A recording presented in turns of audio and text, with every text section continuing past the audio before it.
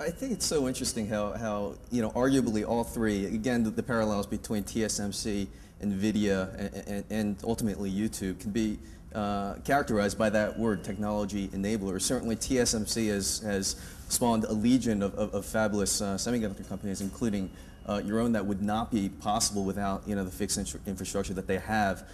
Certainly, a company like yours has spawned legions of game developers who did not have access to that kind of technology. And YouTube, in many ways, while it's still while it's a destination in itself, it has also enabled legions of filmmakers, Lonely Yeah, Girl sure. and Chad Vader, too.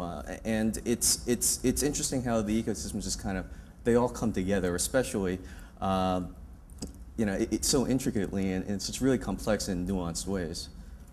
Yeah, in fact, most of the really interesting businesses around the world are businesses that help other businesses make money, and you used the word enabler.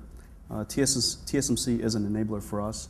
We are an enabler for the entire game industry, and YouTube is an enabler for all kinds of enthusiasts and creators who want to express themselves in some way, share their ideas with a lot of the people.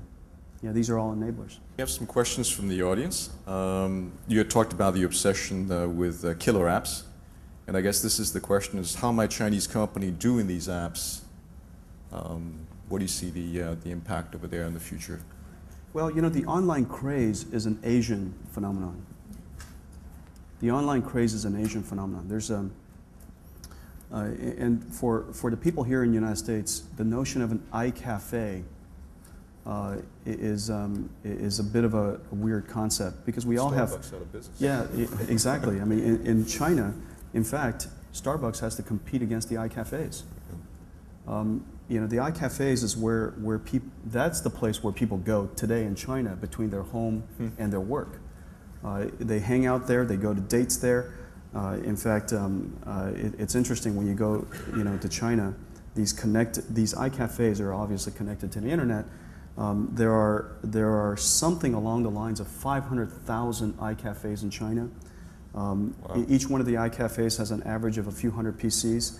In fact, the majority of the Chinese modern PCs are installed in iCafes. Wow. And people go there to share experiences online. They play online games. We know that Korea is the world's #1 consumer adoption of online games, and it's a weird thing. When I go to Korea and I'm addressing colleges and universities, people are outside chanting NVIDIA,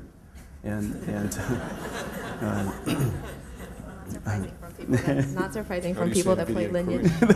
That's right. People who play Lineage. I mean, they're just obsessed about online games, and I think the reason for that, of course, is online games allows you to take on a personality that you're too reserved to take on. Sure. Naturally, and it allows you to meet people and say things and do things that frankly. The Asian culture may be a little bit too reserved to express. Sure. Publicly and individually, and so. That's very interesting. I didn't know that. Another question here from the audience: as essential skills change over time, what might the requisite skills be for the next 10 years? There is no replacement for intellectual capacity. And I've always found that it is, you don't have to be smart to succeed, but boy, it sure helps.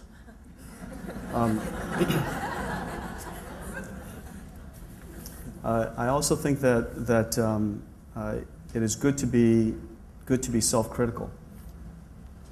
And what I mean by that is you have to know your strengths and you have to know your weaknesses.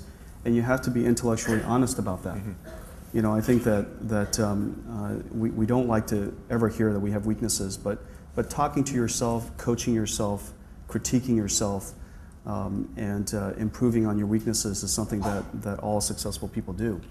and you have to, so you have to be self-critical, you have to be intellectually honest. And I think that you have to allow yourself to fall in love. I mean, you have to allow yourself to not look at work as work or business as business. I don't believe in the word, this is just business. I mean, that's just nonsense. You know, you have to be passionate about the work that you're doing. You have to be passionate about the business you're in. And those are important skills. Sure. You know, to have the ability to fall in love with the work that you're doing is very important to success. And I don't actually know anybody who is incredibly successful who just approaches business like, you know, this is just business. This is what I do from 8 to 5, and I'm going home, and at 5:01 I'm shutting it down. You know, I've never known anybody who is incredibly successful like that. And so, you know, you have to allow yourself to be obsessed with your work. You have to, you know, with your hobby, you have to allow yourself to be passionate about it. So those are, I think, some of the things that I find to be common threads around the people that are successful. And then maybe one last thing is just that, you know, there's no replacement for common sense. You know, and one of the things that I do all the time is to use my intuition. And the reason for that is because technology is changing very quickly. People's you know, fads and fashions and desires are changing quickly. You can never predict what your competition is going to do. Mm-hmm. I mean, who would have predicted that you know, after competing with 250 companies in our 14 years, NVIDIA would be the only standalone graphics company left in the world, and the companies we're competing with today are so large. Mm-hmm. And so, you know, it happened literally overnight. And so you can't predict everything. And so it's good to have good intuition. Another one from the audience. Do you believe China will have the advanced semiconductor manufacturing technology to produce parts for NVIDIA due to the export restriction? If you believe China would eventually have this capability, how long would it take to get there? And second part of the question, your competitor ATI was recently acquired by AMD. In your growth plan, does it include acquisition or being acquired by others? Okay, so I'll answer the first one real quickly. The answer is yes. I expect China to be a world leader in manufacturing. I quite frankly, you know, every time I see them, I remind them that manufacturing is no longer that challenging. Manufacturing is just manufacturing. It's not trivial, but it's not the most challenging part. The most challenging part has to do with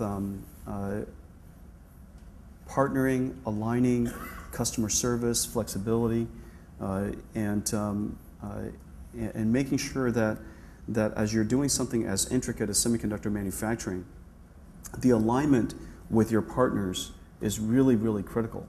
And understanding your customer's rhythm, being on their rhythm, is really, really hard. And so the manufacturing part of it, in fact, I consider to be trivial. The rhythm part of your business, how do you connect with so many different partners around the world, everybody's tugging you in a different way, and for you to be able to execute on their behalf, very, very challenging. I think that has to do with attitude, with corporate culture, has to do with business processes, and it is the soft part of TSMC is by far its most valuable assets. The factories, everybody's got factories and buildings, and you know, everybody's got water, and so it's those are not particularly challenging.